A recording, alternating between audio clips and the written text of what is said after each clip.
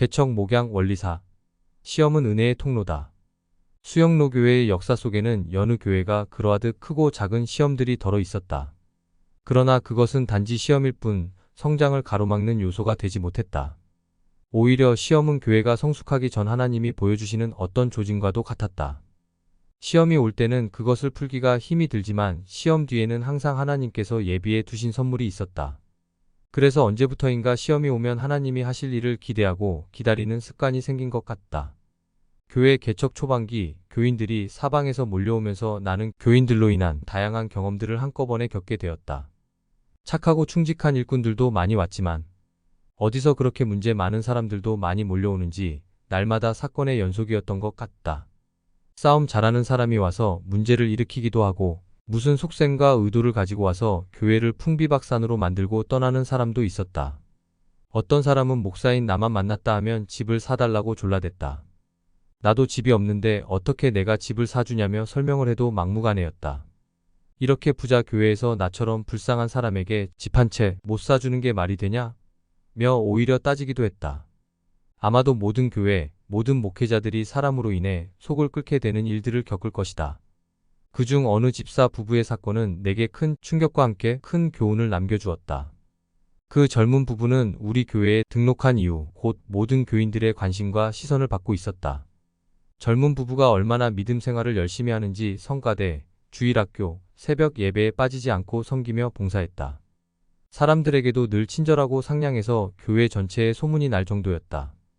저 사람들은 우리 교회 보배야, 보배.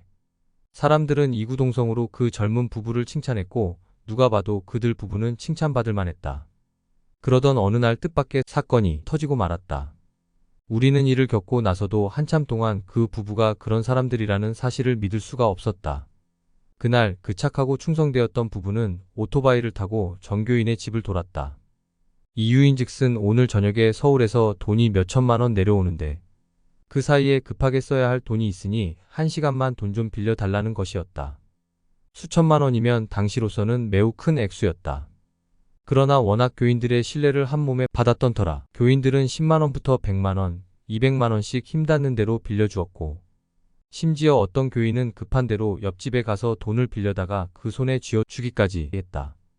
그런데 그 부부가 정교인의 돈을 가로채서는 어디론가 종적을 감추고 말았다. 그들 부부는 처음부터 의도적으로 교회에 접근해서 사기를 친 것이었다. 온 교회가 발칵 뒤집힐 수밖에 없었다. 그때의 황망함은 이루 말할 수가 없었다.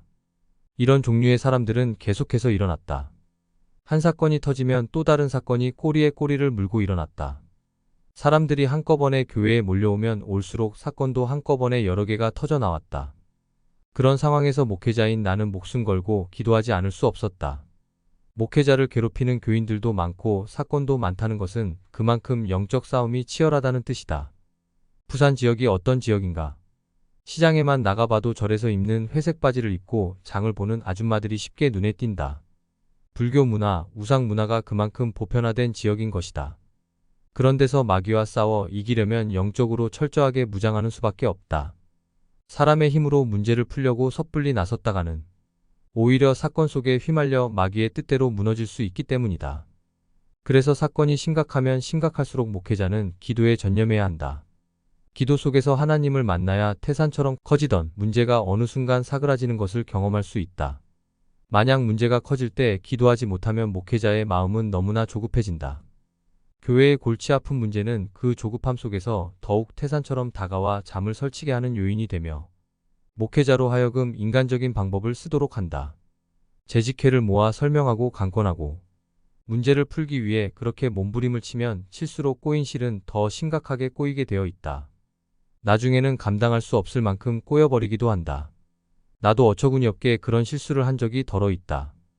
그때마다 얼마나 속상했는지 결국은 나의 조급함이 나의 인간적인 열심이 하나님의 일을 망친 격이 된 것이다.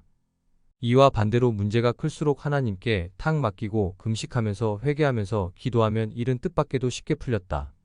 기도하면서 기다리면 성령께서 너무도 멋지게 풀어가시는 모습을 볼 수 있었다. 문제의 해결자는 성령이셨던 것이다. 돌아보니 어느새 문제를 풀어놓으신 성령. 나는 목회 현장에서 이 사실을 확인할 때마다 감탄하지 않을 수 없었다. 그렇다. 목회자는 기도 속에서 성령을 기다리는 사람이다. 그렇게 기도하면 성령께서 말씀으로 평정하시거나 또 다른 사건을 일으켜 평정하신다. 문제를 일으키던 교인이 어느새 종족을 감춰버리거나 강팍했던 교인들이 은혜 속에서 회개하며 달라진다. 성령께서 그렇게 역사하시면 교회는 더욱 큰 은혜의 뜰로 변해가는 것이다. 목회가 무너지는 건 한순간이다. 그래서 목회자는 언제나 기도해야 한다. 시험이 찾아오면 더욱 목숨 걸고 기도해야 한다. 기도하다 보면 능력을 받게 되고 능력을 받으면 메시지가 달라지며 메시지가 달라지면 교인들이 은혜를 받게 되기 때문이다. 그렇게 되면 시험이 와도 겁없고 언제나 주의 은혜가 가득한 교회가 되는 것이다. 은혜가 부어지니까 시험 뒤에 성장하고 시련 뒤에 충만한 기쁨이 더해지는 것이다. 어떤 면에서 목회의 재미는 이런 것이다. 시험조차도 은혜의 통로가 되는. 어두운 후에 빛이 오며 바람 분 후에 잔잔하고 소나기 후에 햇빛 나며 수고한 후에 쉼이 있네. 연약한 후에 강건하며 애통한 후에 위로받고 눈물 난 후에 웃음 있고 씨 뿌린 후에 추수하네. 괴로운 후에 평안하며 슬퍼한 후에 기쁨 있고 멀어진 후에 가까우며 고독한 후에 친구 있네. 고통한 후에 기쁨 있고 십자가 후에 면류관가 숨이 진 후에 영생하니 이러한 도는 진리로다.